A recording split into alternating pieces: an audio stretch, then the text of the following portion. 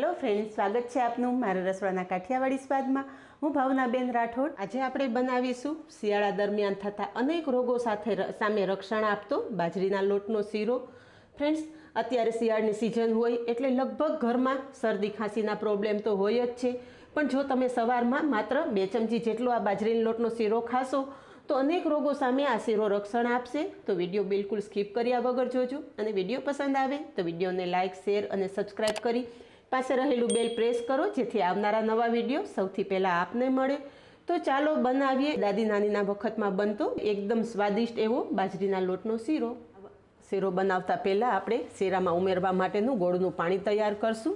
Gas પર એક વાસણ રાખેલો છે તો 1 ગ્લાસ પાણી ઉમેરી દેશું। પરફેક્ટ માપ સાથે શીરો બનાવશું। જો પહેલી વખત શીરો બનાવતા હશો તો પણ તમારો શીરો કમ્પ્લીટ પરફેક્ટ જ બનશે। 1 ગ્લાસ પાણી સાથે અહીંયા પોણી વાટકી જેટલો ગોળ ઉમેરશું। ગોળને પાણી સાથે સારી રીતે મેલ્ટ થવા દેશું। તો થોડી જ વારમાં ગોળ એકદમ સરસ મેલ્ટ થઈ ગયો છે। 2 થી 3 નાના પીસ છે એ ગરમ પાણીમાં જ ઓગળી જશે। તો ગોળનું પાણી સાઈડ પર રાખી દઈશું અને ગેસ પર એક કડાઈ મૂકશું। કડાઈમાં 3 ચમચી જેટલું ઘી ઉમેરી દઈશું। તમે બધા જાણો જ છો કે શિયાળા દરમિયાન ઘી ખાવું પણ શરીર માટે ખૂબ જ ઉપયોગી છે। ઘી, ગોળ અને અજમાનું કોમ્બિનેશનથી બનતો આ શીરો હેલ્થ માટે ખૂબ જ ઉપયોગી છે।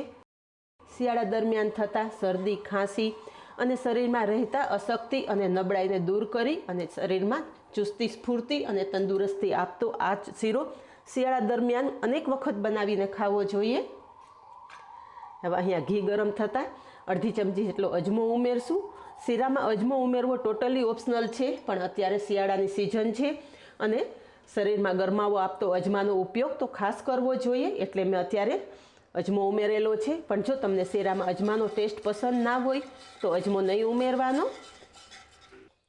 તો અહીંયા થોડી જ વારમાં અજમો પણ સારી રીતે કકડી ગયો છે। તો આપણે 1/4 કપ ગોળ લીધેલો, તો 1/4 કપ જેટલો આપણે બાજરાનો લોટ ઉમેરશું।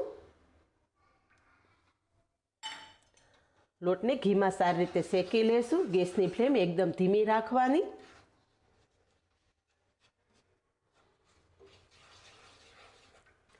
અને બને ત્યાં સુધી જાડા તળિયાના વાસણમાં જ આ શીરો બનાવવાનો, જેથી લોટ પ્રોપર તમે શેકી શકો અને લોટ બિલકુલ બળે નહીં।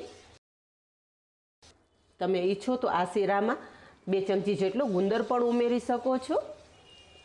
ડિલિવરી પછી પણ આ શીરો પ્રસૂતા બહેનોને આપવામાં આવતો હોય છે।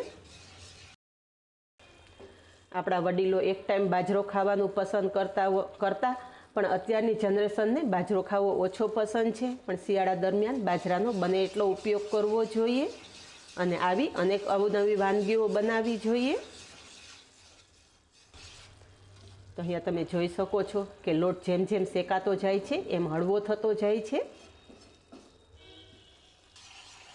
લોટ શેકાઈ જશે એટલે ઘી એકદમ સરસ અલગ પડી જશે, ત્યાં સુધી લોટ શેકી લેવાનો।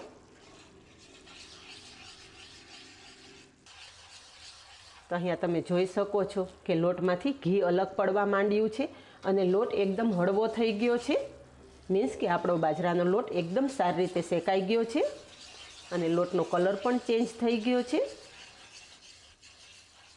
અહીંયા લોટ એકદમ સરસ શેકાઈ ગયા પછી જે આપણે ગોળનું પાણી તૈયાર કરીને રાખેલું છે એ કડાઈમાં ઉમેરી દઈશું। થોડું પાણી ઉમેરી અને આપણે મિક્સ કરતા રહીશું।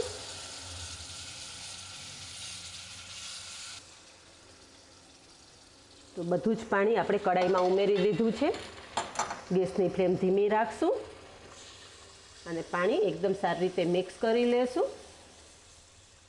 જો તમે એકી સાથે બધું જ પાણી કડાઈમાં ઉમેરી દેશો તો થોડા ગઠ્ઠા જામી જશે, પણ આ રીતે થોડું થોડું પાણી ઉમેરશું એટલે એકદમ સ્મૂધ એવો શીરો તૈયાર થઈ જશે। તો તમે જુઓ કે કડાઈમાં ઉમેરેલું બધું જ પાણી શીરાએ એબ્ઝોર્બ કરી લીધું છે અને એકદમ સરસ લચકા પડતો શીરો તૈયાર થાય છે। થોડીવાર આ રીતે સતત હલાવવાનો, જેથી એકદમ સ્મૂથ શીરો તૈયાર થઈ જાય। અને તમે જુઓ કે શીરો તૈયાર થઈ ગયો છે અને સાઈડમાંથી ઘી પણ અલગ પડવા માંડ્યું છે। હવે છેલ્લે શીરામાં અડધી ચમચી જેટલો સૂંઠ પાવડર ઉમેરશું. તમે ઈચ્છો તો આમાં ગંઠોડા પાવડર પણ ઉમેરી શકો છો, અને જો તમને સૂંઠનો પાવડર પસંદ ના હોય તો સ્કીપ પણ કરી શકો છો. સૂંઠ પાવડર પણ શીરા સાથે એકદમ સરસ મિક્સ કરી લેશું. બસ તૈયાર થઈ ગયો આપણા બાજરાના લોટનો શીરો. ગેસની ફ્લેમ બંધ કરી દઈશું અને તૈયાર થયેલો ગરમા ગરમ શીરો સર્વ કરશું.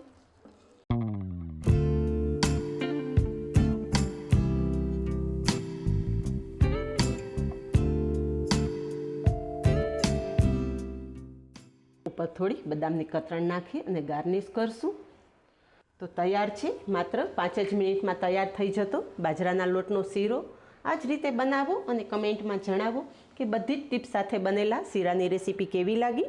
આજે બસ આટલું જ. મળીએ નેક્સ્ટ વિડીયોમાં. ત્યાં સુધી બાય. Thank you.